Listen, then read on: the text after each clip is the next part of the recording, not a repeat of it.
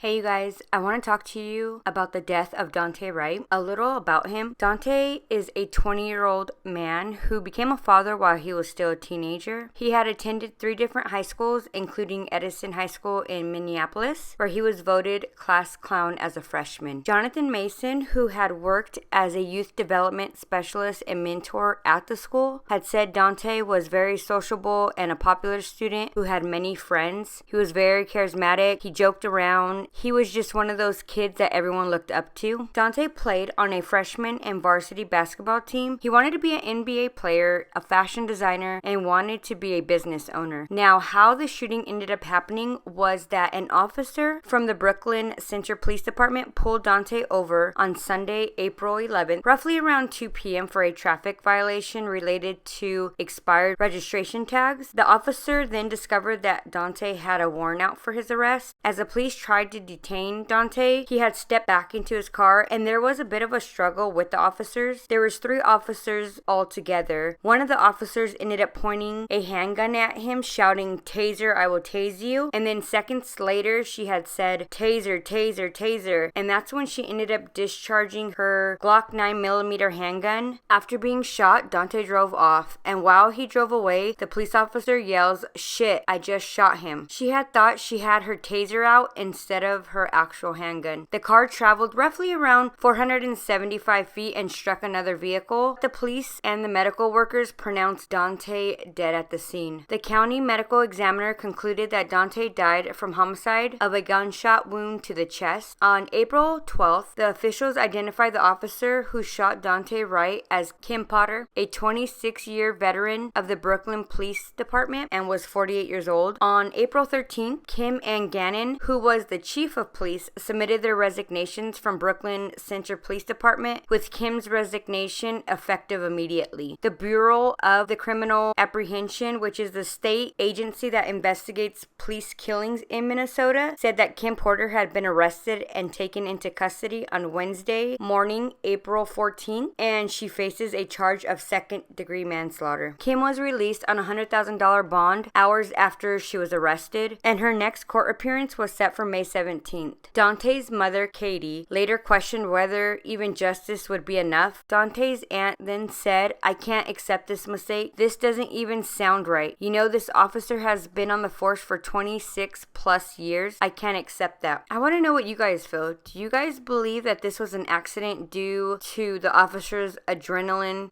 being up there in these type situations and mistakes sometimes are made? Or do you believe that she should be held accountable for taking a life, regardless if she made the mistake of pulling her gun instead of her taser? So this is what I feel. As a mother, I would feel exactly how Daunte Wright's mother feels. 100% accountability. She will never be able to hug her son again. She'll never be able to hear him say, "I love you" again. She'll never be able to see her son hugging his son ever again. I also feel a little confused on how the police officer had thought she was holding her taser when her gun is completely black and the taser is yellow and black. Now, I have read though that there have been officers that made this mistake, but what I don't know is if in those cases the taser gun was also yellow and black, or if they're just completely black like their handgun. Now, as a civilian, as an onlooker in this case, I believe that she should be held accountable for her actions, regardless if she really thought she was holding her taser or if she's just saying that so she can get some leniency. I understand that being in stressful situations, your actions may play a factor, but if you can't do this job under pressure in high adrenaline situations and make accurate decisions, then I believe you need a different career. Simple. He was a 20-year-old kid that should still be here. All right, you guys. Well, thank you for listening, and